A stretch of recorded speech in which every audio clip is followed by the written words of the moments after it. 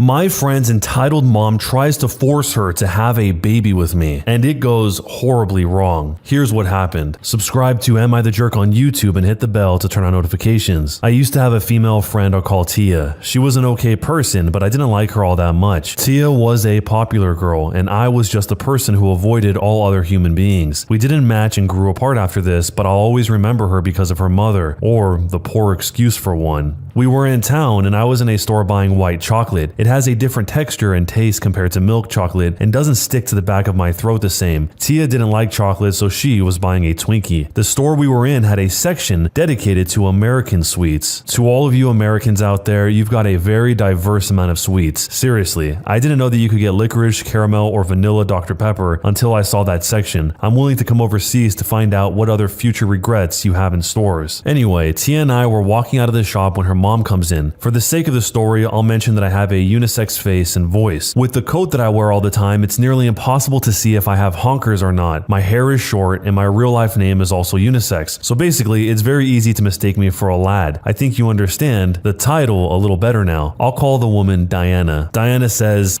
Tia? This woman was wearing the ugliest brown shirt I have ever seen. If she slathered herself in poo and deceased cats, it would be a major improvement and less of an eyesore. And this is coming from the girl who goes to stores in a Batman onesie and believes it's fashion. Tia responds saying, "Yes, mom?" Why have you been ignoring my texts and my phone calls, Tia? Tia says, "Mom, I don't want a baby." My eyebrows rocketed from my forehead, punched a hole in the ozone layer, and looped around Mars and came back. I said, "What the heck?" The woman ignores me, but that won't be for long. Tia says, "Babies don't fix broken relationships, Mom." Tia, I can't have babies and you're my daughter, so you do as I say. There are many girls your age who would be wonderful mothers. In fact, think of it as a little brother or sister.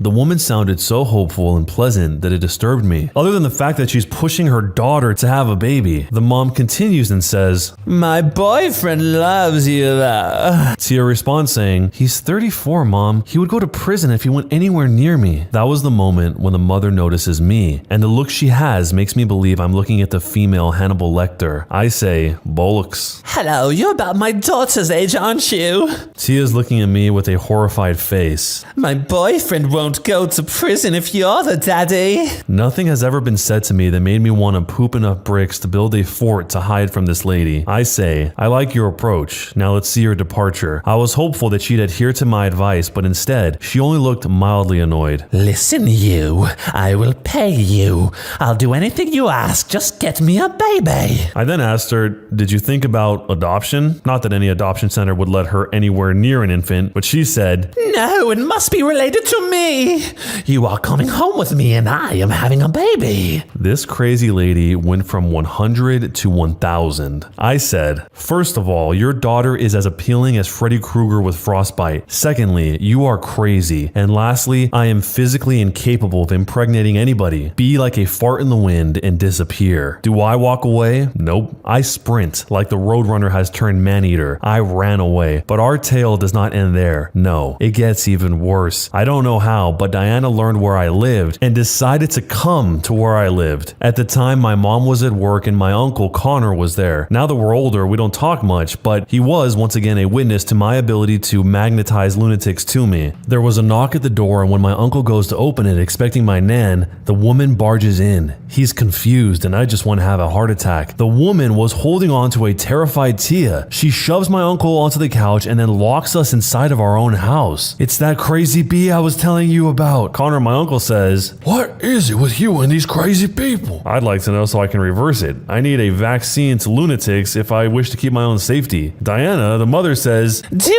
it. She shoves a crying Tia in front of me and I sit her down. Then the mother says, There you go. "Get the heck out of my sister's house." I don't want you. I want my baby to be cute. My uncle did not share the same loyalty he did as a young boy, so he abandons me with Diana and her crazy obsession to get a child. I know it's to call the police, but still, I feel betrayed. I tell her, "I would call you the C word, but you have neither the depth nor the warmth. Leave my house." I was not afraid to strike if I had to, especially in the face, since she was trying to do this to her daughter and to me. I want. I can't have kids. Oh, yes, you will. jail. She grabs onto my coat. Yes, I wear my coat inside and yanks it off. I am only wearing a small pajama top underneath, and there are 2 feminine lumps on my chest. That's it. I am so angry at this point, I wind up and slug this woman in the shoulder. The rest is a bit of a blur, but my uncle unlocked the door and let the 2 police officers in. Unlike others who got off with a slap on the wrist, this woman got the opposite of that. She won't be getting out of jail until 2049, and I'm more than happy about that. My uncle buys me some more chocolate to try and make me feel better, but even though it's been 3 years, I still don't feel better. I don't know what became of Tia, but I want her to be someone nowhere near her family because her mom's boyfriend tried to sue me. I haven't been told what over, but I think it has something to do with emotional trauma or something stupid. I really hope Diana is suffering in jail because that's what she deserves. People, do not demand babies from other people. Just don't. A small update from the future. One of my aunts apparently ran into Tia a couple of months ago. She's living with her dad and has a boyfriend. Good on you, Tia. Nice to hear you aren't totally messed up by your incubation unit of a mother. So, am I the jerk for how far I took this situation with this lady trying to force me to have her child, but technically her grandchild? I think most people at a certain point have seen somebody's parents try to force or pressure their own kids into having kids because they want to have grandchildren. But it sounds like in this situation, this was far beyond the norm. She didn't really want grandchildren. She wanted to have a kid of her own, but she couldn't have kids herself. So she wanted her daughter to have kids and just think of it as her brother or sister so that she could have another kid. That is twisted. If you guys have ever seen 90 Day Fiancé, there's actually a situation like this, but it is not sinister like this situation is. It's been a long time since I've seen it, but basically the idea was the woman could produce the egg, but she couldn't carry the baby all the way through the pregnancy, so she wanted to insert her egg into her daughter and have her daughter give birth to it, but it would technically be her daughter. The 90 Day Fiancé's woman's daughter, even though it would seem like it's her granddaughter. If you've seen the show, you can add some more details, but that's the gist of it. But this lady was totally unhinged. I mean, she's just choosing a random person in a crowd and trying to force them to have a baby with her daughter. Obviously, it's her daughter's friend, but it's still a random choice. Why this friend of your daughter over any of the other ones or any other person in the crowd? That's just sick. And to add to the list of the things that are disturbing here, she's trying to imply that her boyfriend would gladly be the one to impregnate her daughter? What? Then it would obviously just be her daughter's baby that she had with her boyfriend, the mom's boyfriend. Nothing would ever unravel that because that is what that would be. So this is obviously a very weird one, but let me know how you would handle the situation if you were in the position of the OP here, and jerk or not a jerk, and why. Don't forget to subscribe to the second channel link down below in the description, because on that channel you can hear all of my personal stories if you're interested in hearing that. My dying wife asked if I would be okay if she fornicated with her ex one last time. I can't have this tied to my main account, but I really need to say something about it, and I have no one I can tell. My wife has a terminal disease. She is projected to live at most 9 months. I am, of course, destroyed. We've been together for a decade. I don't remember life without her, and I don't know what I'm going to do when she's gone. I've been doing my best to make the last days of her life good and grant whatever wish I can. The doctor said she'd likely need a wheelchair in 4 or 5 months. Then, by month 8, she'll be bedridden for the last few weeks. That's if she doesn't decline faster. Recently, she sat me down and told me that one of the last things she wanted to do was to bang a previous partner of hers. I, of course, was shocked, and I asked why would she want that? She basically thinks that her most physically compatible, satisfying lover was him. She gave a whole monologue about how sometimes doing the deed is just physical and how emotionally fulfilling doing the deed is with me, but it was all nonsense to get to that point. So now I'm left with this. Deny my dying wife a wish for my own ego, or let her do the deed with another man who she felt was better. Honestly, I am so pissed off and betrayed that she's asked this of me. I feel like I'm put in a position where I have to say yes because she's dying. I know what I want to say, but I don't know if that's right. I am so hurt that doing it with an ex was apparently so good that she needs to do it once before she dies. I just hate everything about this. Would I be the jerk for saying no? What should I do? Even her just requesting this has probably permanently changed the way he sees her forever, even after she's gone. I think the only real solution here is to give her the choice. He obviously doesn't want this to happen, so it'll probably just have to come down to asking her to make the decision. Either you stay with me and that's not going to happen, or you choose to leave me and pursue that. Because from his perspective, the alternative alternative is even worse. The way he perceives her will already probably never be the same again, but if she ends up going through with this and he stays with her, depending on the type of person he is, he'll probably be resentful of her all the way up until the day she dies, and then resentful of her memory. There are probably some people that would handle this a lot differently, but it sounds like he is definitely not okay with this at his core. There were a lot of interesting responses to this, one of which kind of says a similar thing where if she wants to be with him, then just have her pick up her stuff and finish the rest of her life with her ex. Other people question whether or not she's currently in contact with her ex, and if she is, then maybe she's just seeking permission from the OP because she's already established some sort of reformed connection with her ex. If that's the case, that would be very sad because she's just basically already doing what she wants to do. She just wants to get approval from him so she can eliminate her guilt. The last response I'll share with you is somebody that tried to flip this on its head, saying, if her dying wish was to murder someone, would we grant that wish? How about go on a safari and hunt an endangered animal, or to rob a bank? Dying wishes aren't a free pass to terrible behavior. If she's committed to this course of action, then the relationship is over and she can die alone in a hospice with her boyfriend, her ex-boyfriend. The original poster seems completely shocked by her behavior though. If this is out of character for a loving, honest partner, it makes me wonder if the disease is affecting her cognitive abilities. That's the only pass I would give her in this situation. So if the love of your life asked you this right before they died, how would you respond to them? Let me know your thoughts down below, and jerk or not a jerk, and why. Today my wife met my girlfriend.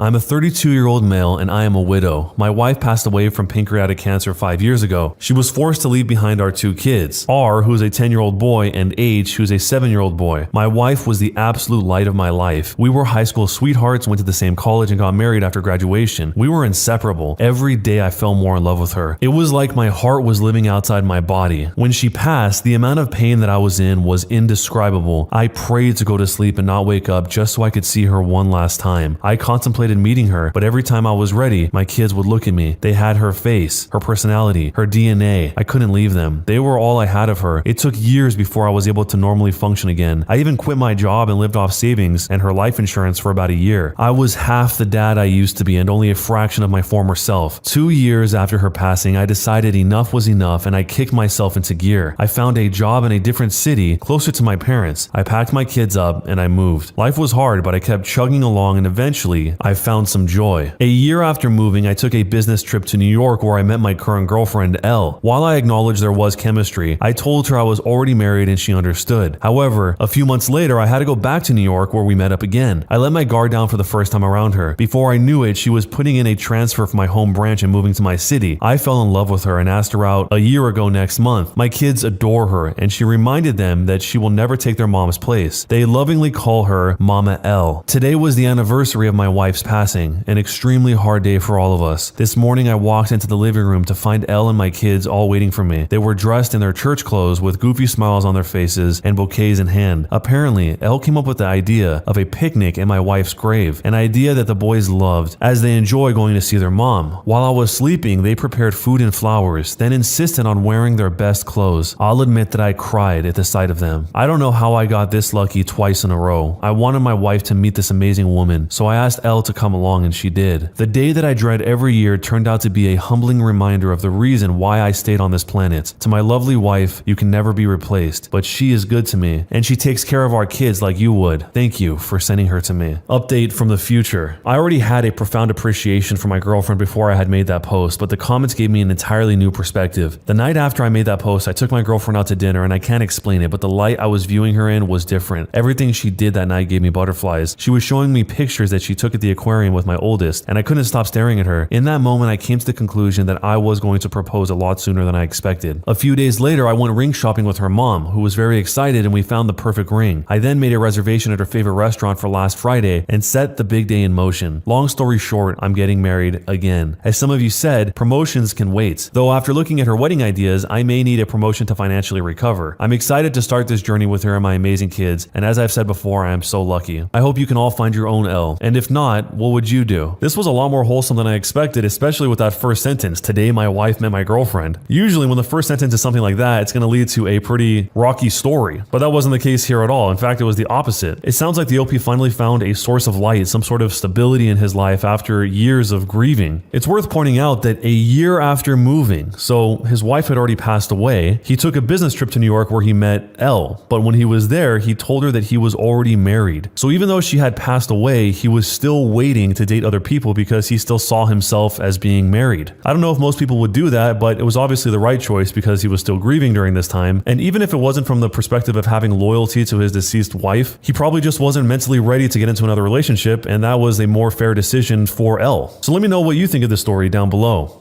When you subscribe, make sure to hit the bell to turn on notifications. To finish listening to all the stories in this series, use the playlist at the top of the description. And next time you live stream, use the Cream of the Crop music. Search for Cream of the Stream on Spotify or whatever music platform you use for copyright-free music to use for your stream. It's free, Cream of the Stream. Either way, thanks a lot for listening. We'll see you guys next time.